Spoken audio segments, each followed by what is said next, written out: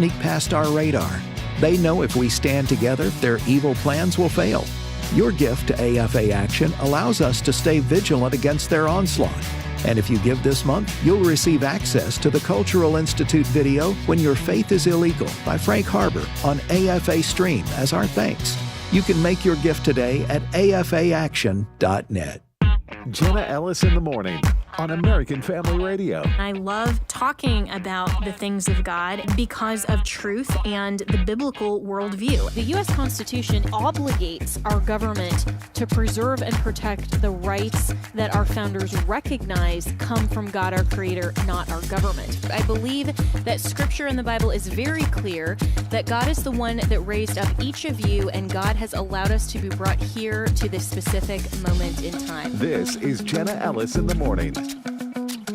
Good morning. It is Wednesday, October 22nd. We are almost at the end, it feels like, of 2025 already. This year has flown by so fast.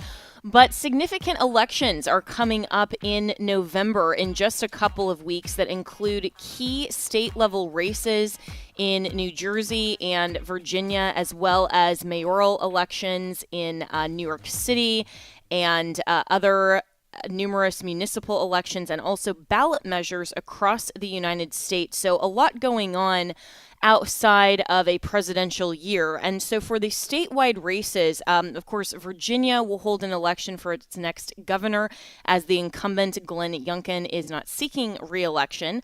That has been widely watched, as well as their attorney general race. Also, New Jersey voters will elect a new governor, as the current governor, Phil Murphy, is term limited. All 80 seats in the state assembly and one state senate seat will also be contested and on the ballot. And then major city elections, of course, New York City. The mayoral election is scheduled with races that will also influence other local positions. Atlantic City, New Jersey, the current mayor is running for a second term against a Republican businessman. And also in Florida, here in my home state, several cities are holding municipal elections and runoffs, including Orlando, Fort Meade, and Ocala.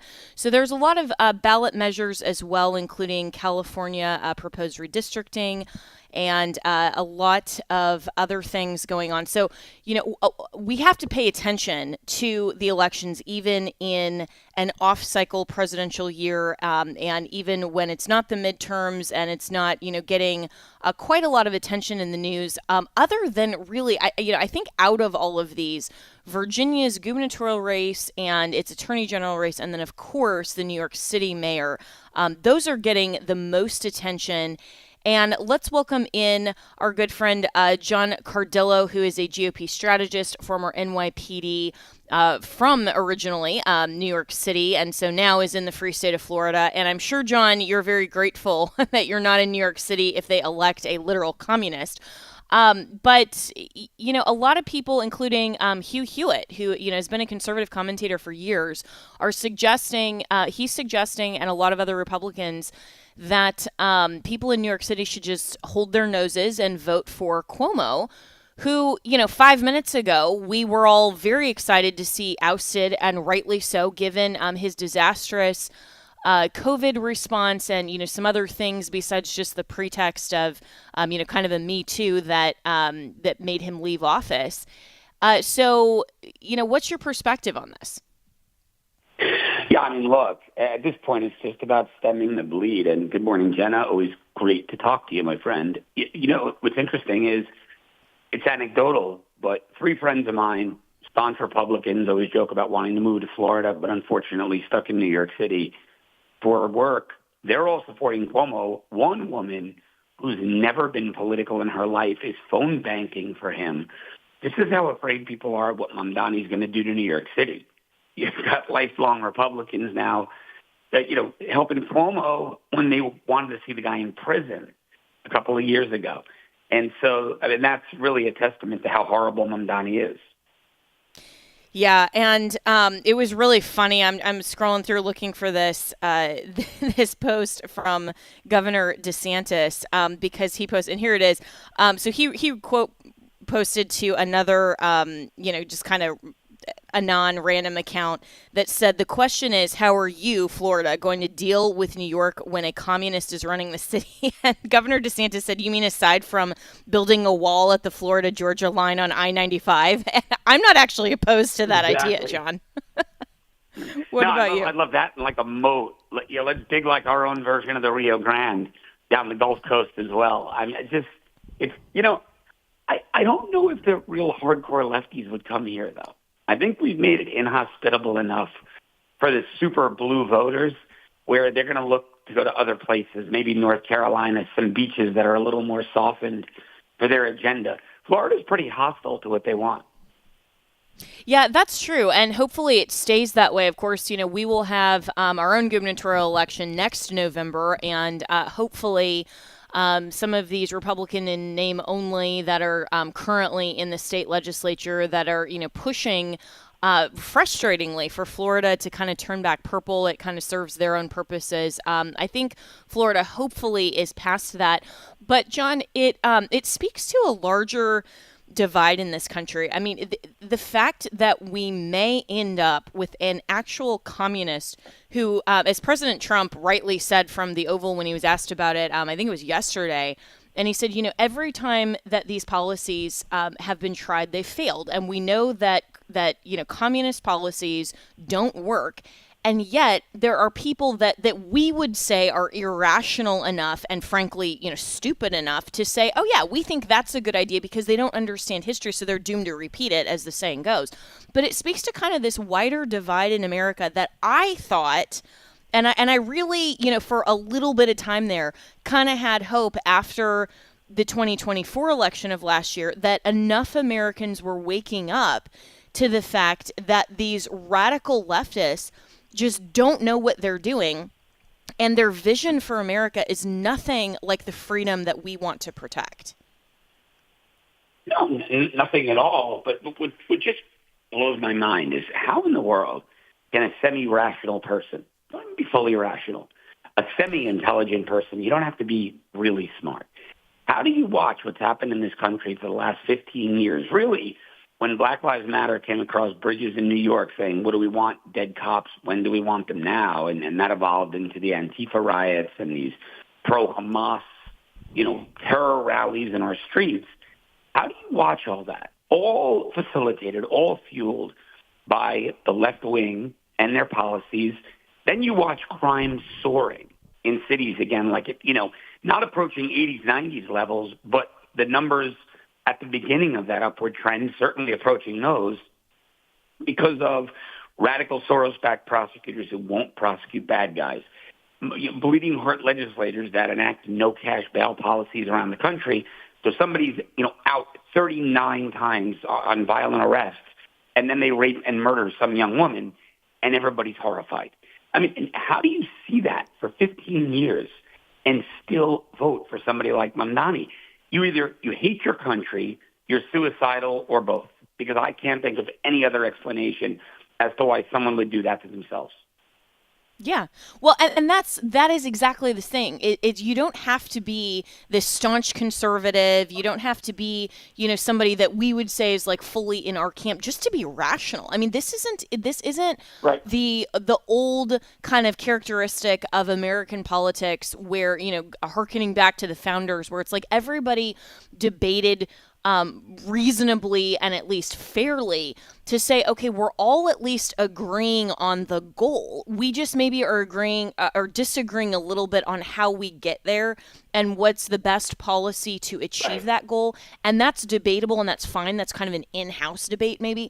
But now it's like the goal for America is so completely different when you ask the left and when you ask the right. I mean, when you ask Mamdani what his vision for America is, I mean, it's insane. He literally wants to make this more of like an Islamist state. And for those who are advocating, yeah, let's bring in, Sharia law. And for a moment in time, you have progressive leftists, John, that have kind of the same goal of, the extreme leftists of, you have to tolerate absolutely everything. You have to affirm our lifestyle. Otherwise, the conservative Christians, are going to be canceled. And, the radical Islamic segment is believing that too. So for a moment, they're coinciding in terms of the enemy of my enemy is my friend, right? So so everybody is looking at Christians and conservatives as the enemy from the left. But if they get what they want in 5 seconds, if the communist and also, Islamic State is coming in and is actually going to prevail in policy in this country, none of these leftists that went out for this, stupid, ridiculous No Kings protest this weekend, they wouldn't even be allowed to do that. I mean, the women would have to wear head coverings and, wouldn't be allowed to even speak in public. So it's not like anybody even understands what it is they're advocating for. No, and the biggest problem we have in this country are inner city white leftists. Look, I always point to this metric. When Ilhan Omar was first elected to office, everybody was screaming, "Oh my God, it's the Somali Muslims, Somali Muslims." Yeah. Well, in her district at the time, the voter universe of Somali Muslims was like 25, 30,000. Let's double that. Let's say double that number voted illegally. All right? It still wouldn't have mattered. If every one of them sat out, it wouldn't have mattered. She won by like 230,000 votes. It was overwhelmingly white liberals in college towns that voted for Ilhan Omar, somebody who openly expressed contempt for the United States of America, right? So it's not just, the immigrants coming in, the pro-illegal set. You've got these white leftists who have all of this guilt about being white, who feel that they're on this crusade to fundamentally change America and help the downtrodden by keeping them on welfare plantations. They're the ones funding the Mamdanis, and they're the ones pushing the grassroots organization that gets the Mamdani, ballots harvested, voters to the polls, absentee ballots out there. That's one of the biggest problems we have in this country. I don't know how to change it. Well, and that was going to be my next question is that, Republicans often have a strategy problem, not really.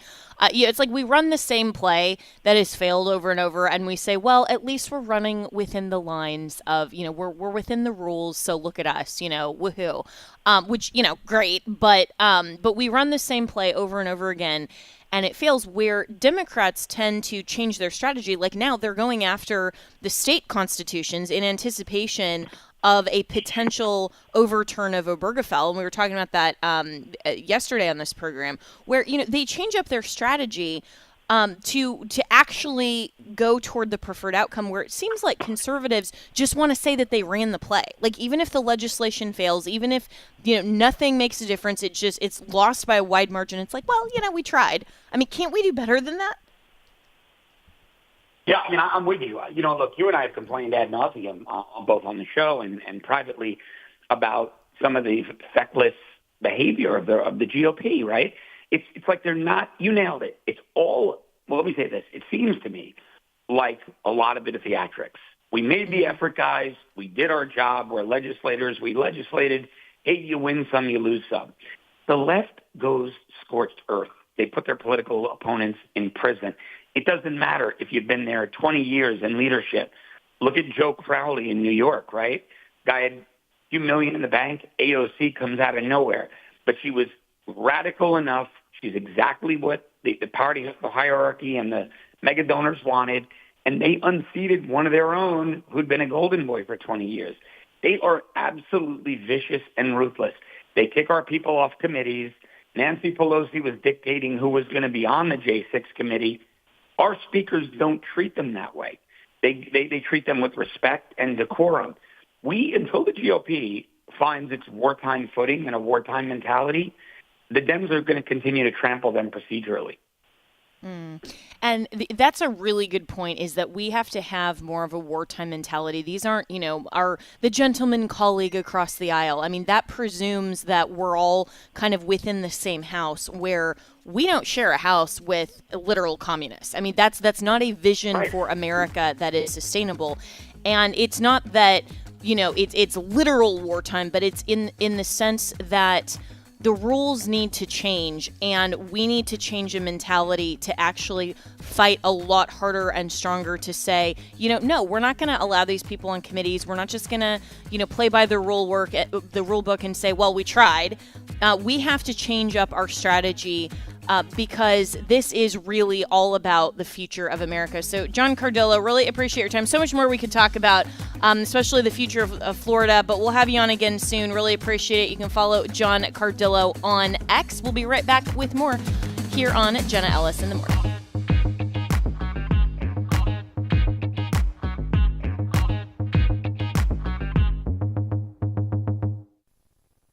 If you are 65 or older, you know this, inflation is hitting everyone hard right now, especially when it comes to healthcare. Over the last 10 years, healthcare costs have skyrocketed by, get this, 230%. If you have Medicare Parts A and B, you know there are still out-of-pocket expenses like deductibles and copayments, and they really add up. But here's some good news. MediShare 65 Plus is designed to fill in those gaps and help protect you from rising healthcare costs. At only $99 per month up to age 75, you get peace of mind at a price you can afford. And MediShare is trusted, too. It's been around 30 years. It's not some big impersonal thing. It's a community of people helping each other, business owners, pastors, retirees. People love it. MediShare 65 Plus just makes sense. To learn more, give them a call. They're great to talk to. They'll offer to pray with you each time you call, too. Call now. 833-45-BIBLE. That's 833-45-BIBLE. 833-45-BIBLE. Hey, my name is Wesley Wildman. And I'm Walker Wildman. And we're brothers, and our family have been leading tours to the land of the Bible for more than 30 years. Coming up in March of 2026, we would love for you to join us for something very special, a Footsteps of Paul tour, a journey through Greece. We'll walk exactly where the Apostle Paul walked, through Athens, ancient Corinth, Philippi, and Thessalonica. You'll enjoy unforgettable experiences and meaningful fellowship with believers and with Wesley and Walker. And we'll eat well, laugh a lot, and yes, eat well again. And most importantly, we will grow in our faith as the Bible comes alive before your eyes. You'll get to see the very things that we read about or that your pastor talks about in church. The Footsteps of Paul tour is March 17th through the 24th, 2026. Register today at wildmangroup.com. That's wildmangroup.com. We can't wait to see you there. Hello, Americans. I'm Todd Starnes. Stand by for news and commentary next. A Chicago elementary school has circled the wagons, now standing up for a teacher captured on video mocking the assassination of Charlie Kirk. Now, the teacher was filmed at a No Kings protest, pointing a finger gun to her neck and yelling, "Bang, bang." Her actions in response to a motorist who had driven by with a flag honoring the memory of Charlie. In the immediate aftermath of the incident, the school shut down its social media pages and website. The principal issued a statement that placed the blame on conservatives who dared to fly a banner honoring Charlie. The principal said she's spoken directly to the teacher involved, and the matter was addressed. Now, Nathan Hale Elementary claims to be a place that fosters an inclusive, respectful learning environment, but that's impossible when there's a teacher on staff who celebrates the assassination of a conservative who just wanted to engage in a civil debate. Go figure that, America. I'm Todd Starnes. Welcome back to Jenna Ellis in the Morning on American Family Radio. Welcome back. Well, President Trump meets with the GOP senators as the government shutdown hits its 3-week mark. This coming from CBS News. Senate Republicans met with President Trump over lunch at the White House on day 21 of the government shutdown, where they presented a united front to call for Democrats to vote to extend funding. The president said Republicans, quote unquote, will not be extorted into giving in to Democrats' demands, an indication that any end to the shutdown remains far off. Democrat leaders called the lunch a pep rally. I mean, but come on, what event with President Trump isn't really a rally? I actually think that's kind of cool. But anyway, they said they reached out to the president in hopes of kickstarting negotiations. Yeah, right. Over a potential deal to extend healthcare tax credits.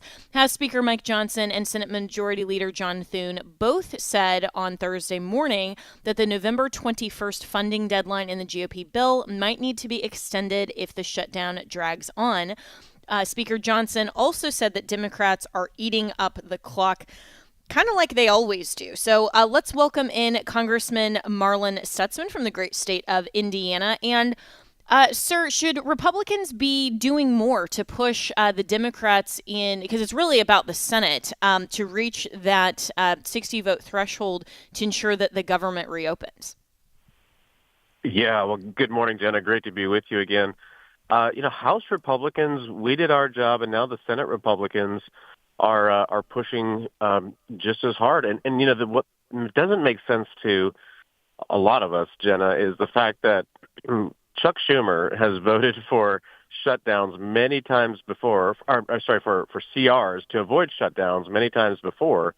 And so this is not a hard vote for them. And this really reminds me of, I think it's a tactic that the Democrats decided to use is, here in Indiana, we love basketball. And when one team has a lot of momentum and all of a sudden they're scoring a lot of points, so what does the other team do? They call a timeout. And I think that's what Schumer and the Democrats have decided to do, is that President Trump had so much momentum. From the very beginning in the election, he won the swing states, he won the popular vote. He comes in with such momentum. We cut taxes for working families. We cut spending. The border's secure. President Trump is brokering peace around the world. And I think Democrats are like, oh my goodness, how are we going to ever win an election come November? And we need to call a timeout. And I think that's what their strategy is to slow the president down. And then, they can focus on the election in Virginia, where they need to win, because they need to be able to tell the American people that President Trump's policies aren't popular. And both New Jersey and Virginia tend to vote Democrat anyway, but there's a real chance we could win in those states. So I think that's what their strategy is, and they're just wanting to stop Republicans from winning, and which ultimately is helping the American people win. And there's a lot of frustration with the Democrats that they're just shutting the government down. Yeah, and I think you're absolutely right on that. And I mean, that goes back to Trump's first term, where just thwarting him with all of these, phony hoax investigations, the Mueller investigation and all of this other nonsense, and the first impeachment and all of that. All of it was just a distraction to try to slow him down. And unfortunately, it was effective, really, in his first term. I mean, he definitely didn't get as much done. And the mainstream media was totally complicit.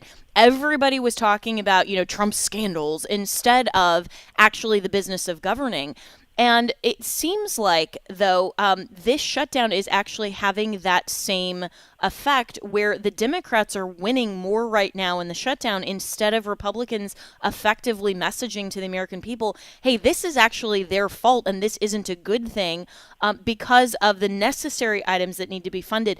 Do you think that there's a problem on the Republican side with messaging? Because for too long, maybe, or, it could be for some other reason, but for too long, we've kind of said, hey, if the government shuts down, well, we're spending too much money anyway. And so, what does it really matter?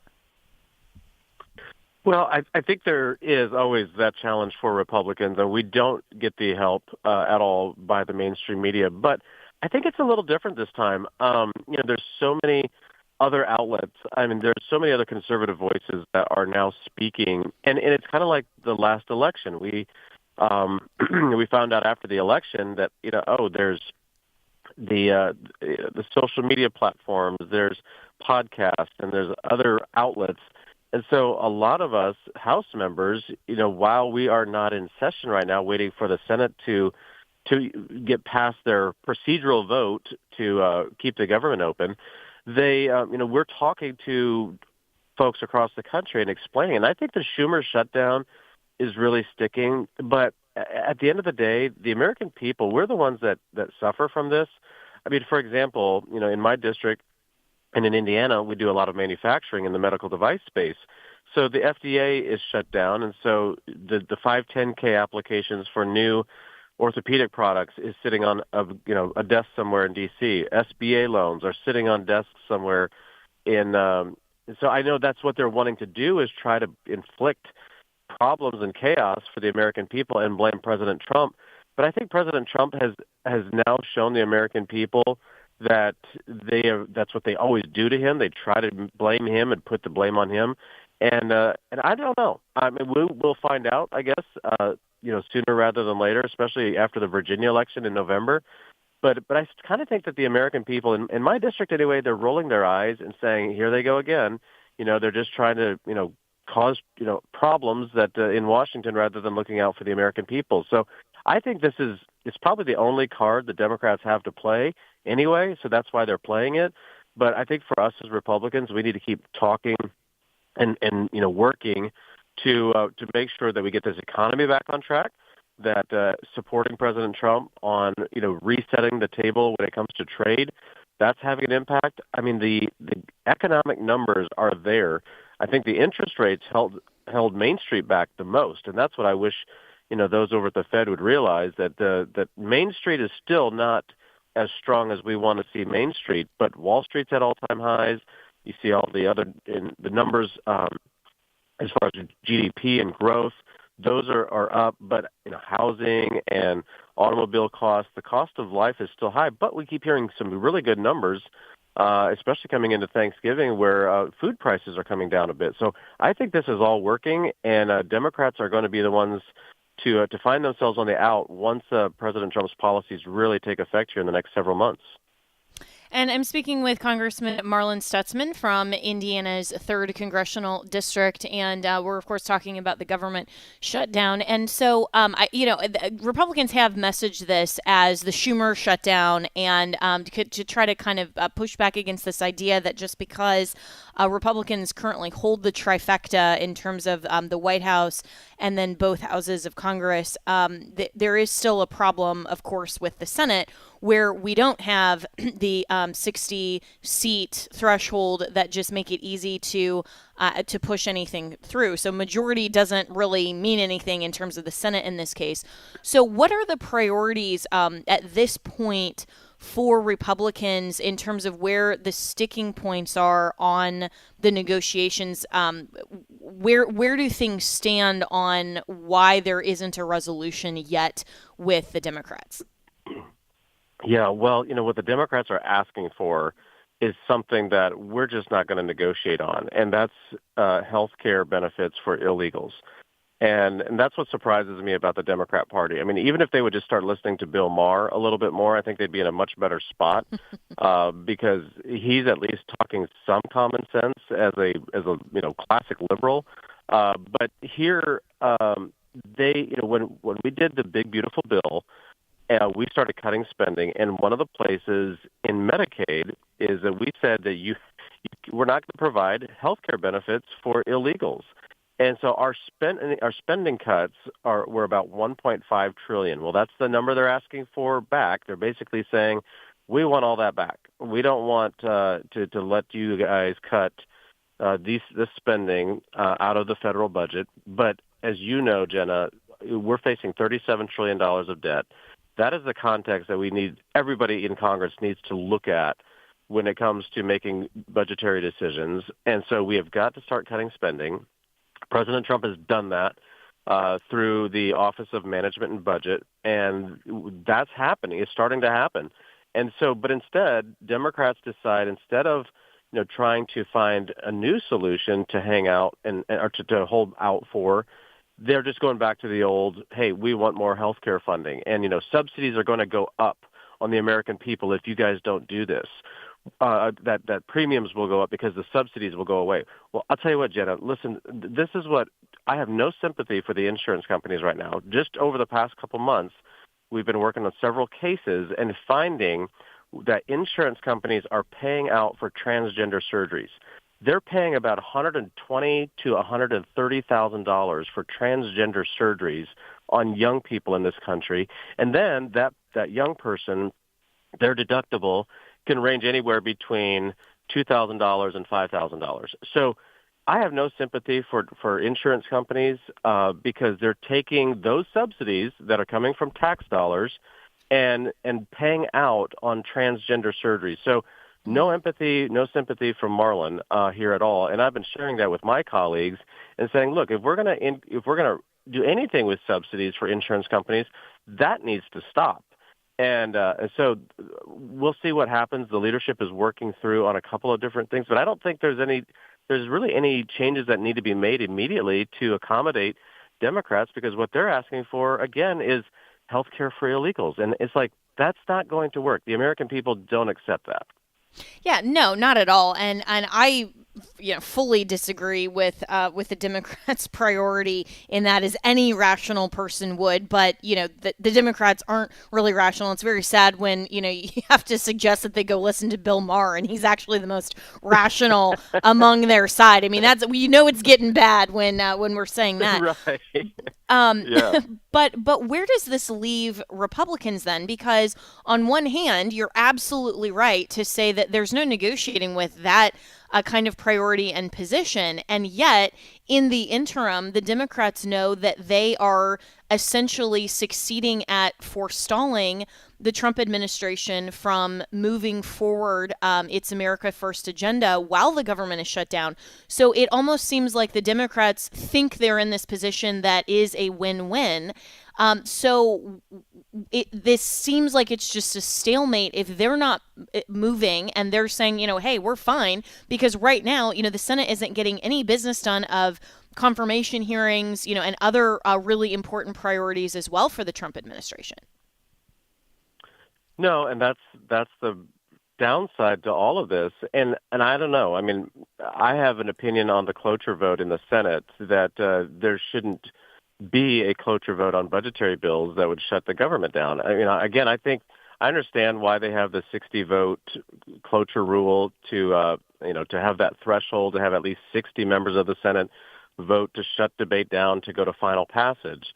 But when it comes to the budgetary issues, I think that that's something that should be relooked at, because if the Republicans won the election, which we did, then we should be able to govern. But at the same time, because of the rules in the Senate, you have to have 70 Democrats vote to shut down debate on this cloture rule, so that way you can go to final passage. Well, that's how they're holding this all up. So it's a procedural vote that's holding up and causing the shutdown. And my belief is that whether the Republicans win or the Democrats win, the American people elected them to govern.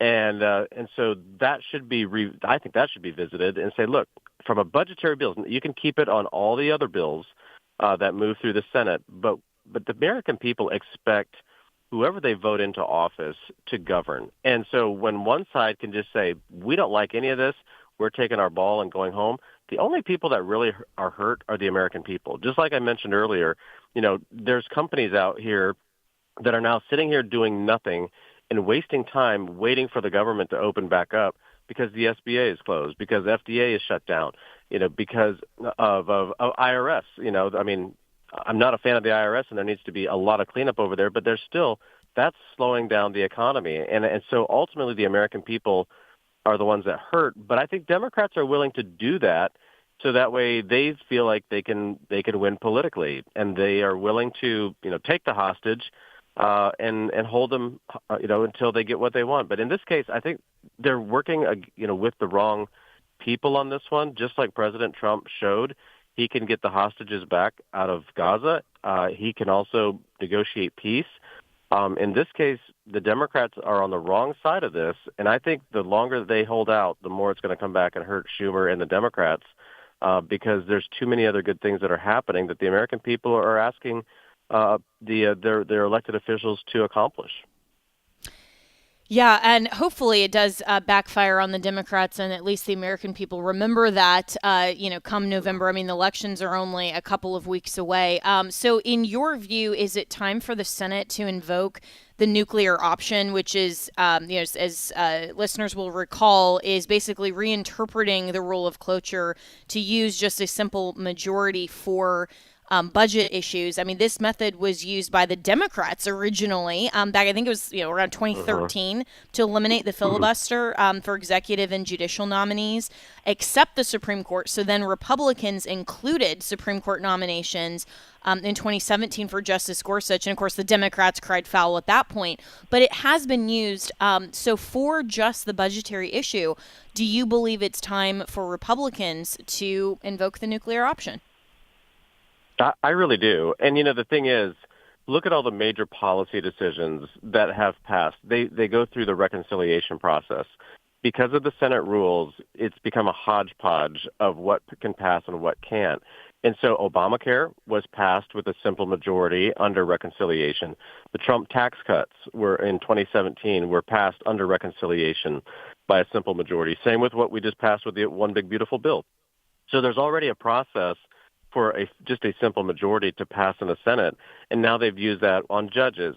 And so I think that it keeps cracking. And I get the concern that if Democrats were in control, they could pack the court with a simple majority, or they could make D.C. or Puerto Rico states with a simple majority. I think that we're forgetting about one thing. We're forgetting about the American people. And when you forget about the American people, you can have all these other rules and things like that. They're going to also they're going to have a voice in the process as well. And I don't think that the American people are for packing the court. They want to see a balance. And what happened with, for us as Republicans, President Trump had 3 nominations. And so the court did move to the right, thankfully. But I think that it's important for us to realize that you can't just shut government down simply because you need 6 senators to say yes. The debate is over. They've already debated. So this is just a procedural vote. And but they use that procedural vote to shut the government down. I don't think that's right. Yeah, well said. And I agree with you. And so we'll see if Leader Thune has perhaps the political will and spine to lead that charge, and perhaps that should be, the next action item that if he hears from a lot of the base that, hey, we're tired of this, let's move forward, then perhaps he'll find that will. But before I let you go, Congressman Stutzman, I so appreciate your time this morning. I want to ask you as well on another bill that you just introduced alongside of Senator Ted Cruz to protect Nigerian Christians who are being persecuted and slain by jihadist groups. So you introduced the Nigeria Religious Freedom Accountability Act just yesterday in the House. Tell us a little more about that. Yeah, and thank you for bringing that up, because one of the issues that I think is just so critically important, not only for America but for other countries, is religious freedom and free speech. And we keep hearing these stories from around Africa, especially. Africa is very much, has a lot of Christians, and the church is growing there, but they're now being attacked. They're being harassed by jihadists that are coming down from out of the Middle East, whether it's Hamas or whether it's other groups that are causing problems. And I've been talking to leaders in Africa who are pleading and saying, look, we need, President Trump, we need America to do something about the fact that so many Christians are being killed for their faith. And so I've got a great friend, Daniel Ada, who's in Benin, who's running for president. He sent me some information on this. We started looking into it, realized that Senator Cruz already had a bill to sanction these people who are behind the funding to kill Christians. And so I believe, what President Trump did with Gaza and in the Middle East, it's not done. It's not a completely finished project there, but the fact that people are looking to America to help bring peace and also religious protection, I think is important. And so that's why we filed the bill along with Senator Cruz. Amazing. Well, we have to take a break here, but Congressman Stutzman, I really appreciate, with everything else going on, that there is still legislation like this that you and Senator Cruz and others are paying attention to. And for listeners, if you want to read more about this, there's a great piece in The Blaze that's titled "Nigerian Christians Are Being Murdered by Islamic Radicals." This congressman has had enough, of course, speaking about Congressman Stutzman, and you can also follow him on X, Instagram, Facebook, all across social media. I'd encourage you to do that at Rep. Stutzman. And we will be right back with more here on Jenna Ellis in the Morning.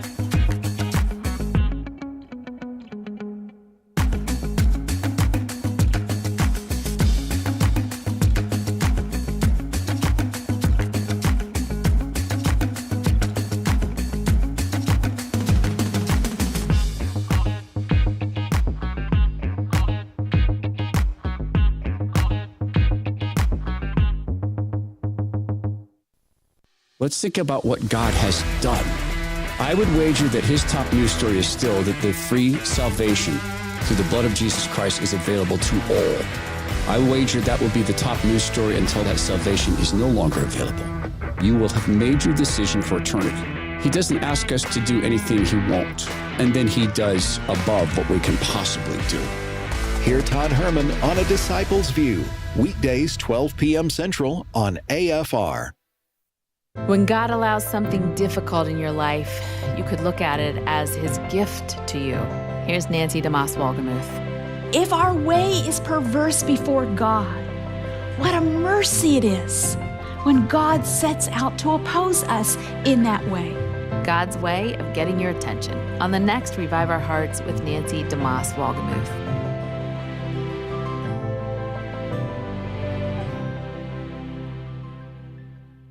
What if healthcare could be more than bills and bureaucracy? What if it could reflect faith, foster community, and offer spiritual support? At Redeem HealthShare Ministry, the mission goes beyond medical bills.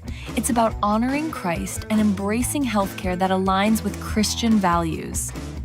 Redeem members share medical expenses through monthly contributions, supporting one another in a Christ-centered community. It's not insurance, it's believers helping believers through financial support and prayer. And Redeem HealthShare provides freedom for members to select the doctors, hospitals, and treatments that are right for them. No networks, no restrictions, just faith-driven care. From everyday checkups to unexpected medical emergencies, Redeem offers flexible programs and encouragement rooted in Scripture. Because your healthcare should reflect your faith, not compromise it. More at redeemhealthshare.org. The following is not an actor, but a real-life story from Trinity Debt Management. My debt problem started probably about 2016. I needed my life to change financially. I called Trinity and I ended up joining based on high credit card bills and high interest rate. And my counselor at Trinity has been great, and Trinity has been helping me to get on the right path of paying off these credit card bills, bringing down the interest rate. They have consolidated my bills into one low monthly payment. And now I am finally getting out of credit card debt.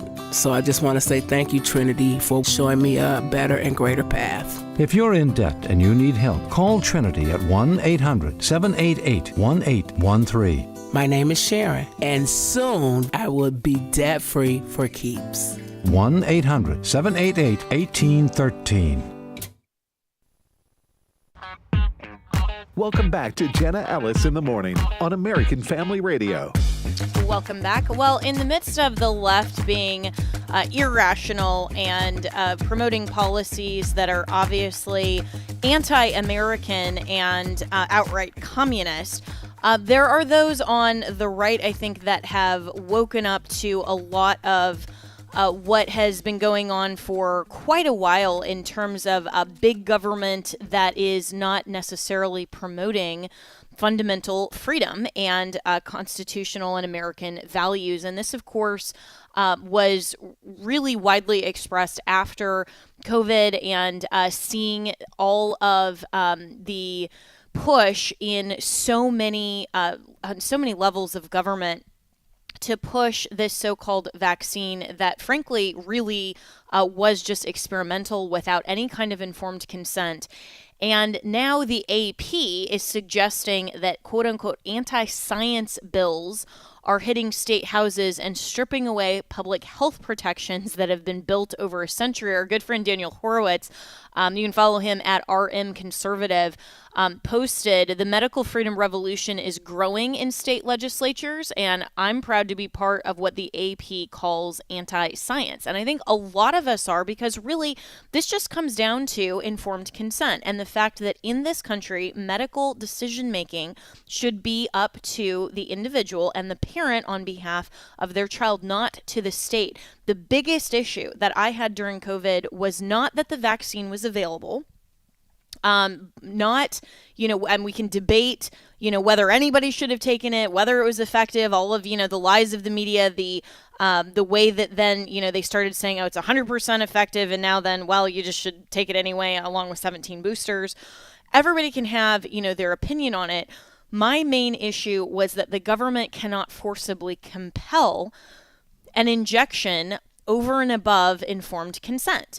And a lot of these bills are in response to now the questioning of these so-called experts, because for a long time, I mean, people just trusted the medical community and they trusted the science, to borrow a phrase, that really that trust was utterly shattered in 2020, and I think rightly so. And it is a good thing for Americans to not just begin to question who the state puts up as designated experts, but then to also question the labels that the left and these so-called experts are putting on people like RFK Jr., who's now being called, a conspiracy theorist, and they're trying to relegate him really to the land of wacko, right? Like, that's the word that they want to use, that a lot of times they're not.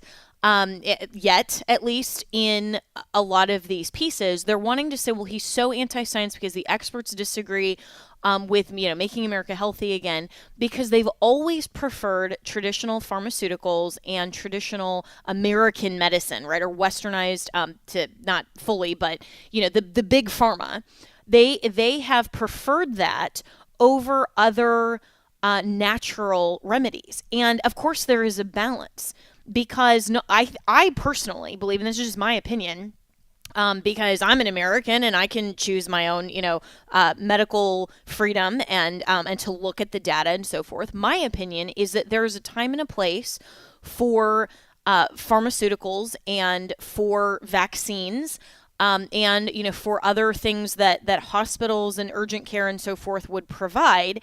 And then there are other times and places to reject those types of remedies and to look for better options, especially things that try to prevent rather than just mask the symptoms. And a lot of this is especially in the realm of so-called mental health care. I mean, that is a whole conversation and topic that is a huge one that we have to talk about in this country, because the whole understanding of what is and is not mental health has gotten just as blurred as the left would suggest that the definition between men and women is. I mean, what is and is not, quote unquote, mental health, and also what the solutions and the remedies for that are, often depend on ideology, right? Rather than just straight science. There should not be a distinction that is that vastly different if you're looking at a Republican conservative doctor versus a left-leaning Democrat doctor. I mean, if both of those come to the table and there is a cardiac issue, there may be a couple of different modifications in terms of treatment, and this is obviously a way oversimplification, but they're not going to have such a widely diverse view of what the heart itself is capable of, what the heart, how that should look in terms of what the normal standard is. But when we get to things like, mental health, there is not a consensus. And this is also why a lot of the experts, the quote unquote experts, are suggesting to parents that their children need mental health counseling in almost any area if they deviate from what the left has established as the norm. And then yet, conversely, they're telling counselors, like in my former home state of Colorado, and this case is currently pending at the U.S. Supreme Court, that Christian counselors cannot advise based on gender dysphoria and some of these other things, that instead of going and, mutilating their bodies or buying into some of these lies, that minors especially just need to be counseled in the truth and need to be shown this is the biological reality. I mean, talk about trusting the science, right?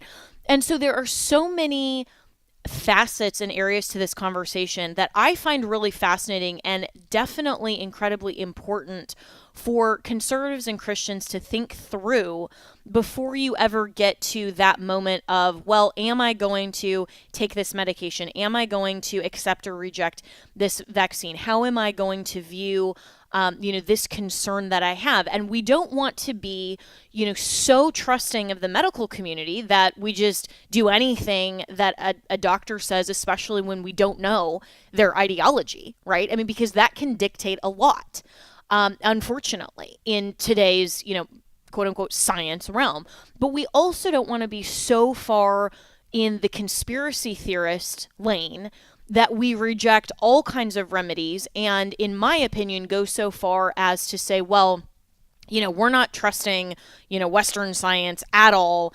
And, big pharma is just out to scam us. I mean, yeah, but at the same time, there are some medical treatments that have advanced the health and safety of human beings to where our quality of life is a lot stronger because of those advancements. And so, this gets into the whole realm of bioethics. This also raises, of course, a conversation, about the ethics of IVF.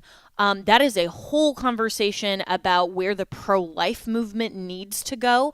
I personally disagree with President Trump's messaging in terms of saying, that IVF should be covered under a healthcare plan. Well, not every instance of IVF is ethical. There are so many abortions that happen through IVF, not just after an embryo is implanted and then and let's say that, 4 end up growing in a woman, and then the doctors will say, well, you need to evacuate, which is their fancy term for kill, several of the unborn babies to reduce the quantity and have the survivability rate succeed for the others. That is abortion. And it's not even just that, it's the discarded or the frozen embryos.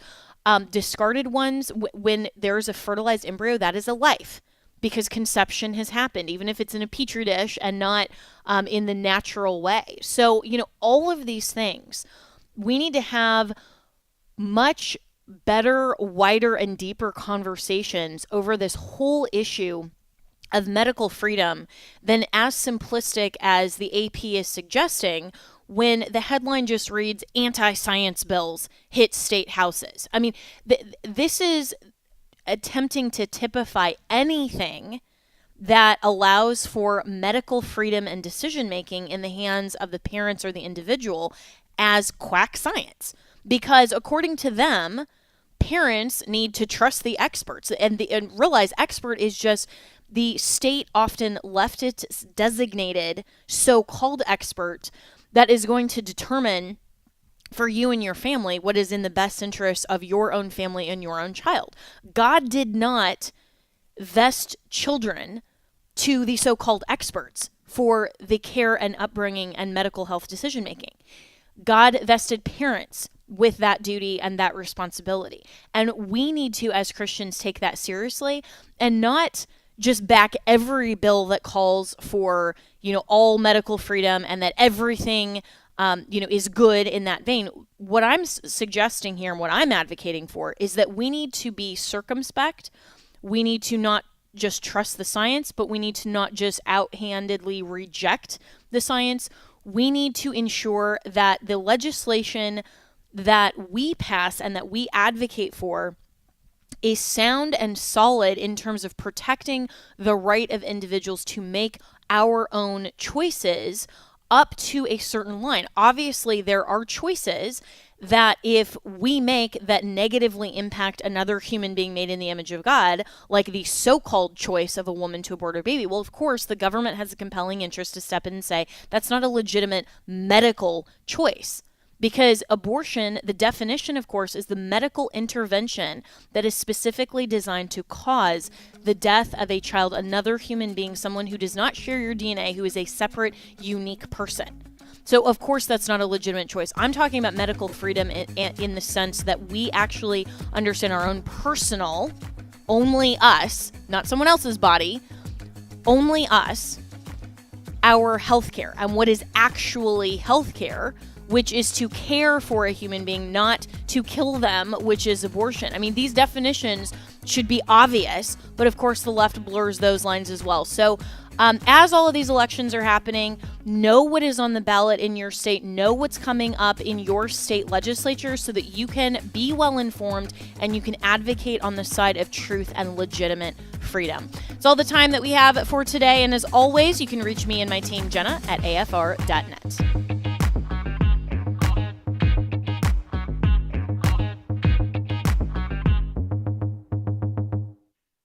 The views and opinions expressed in this broadcast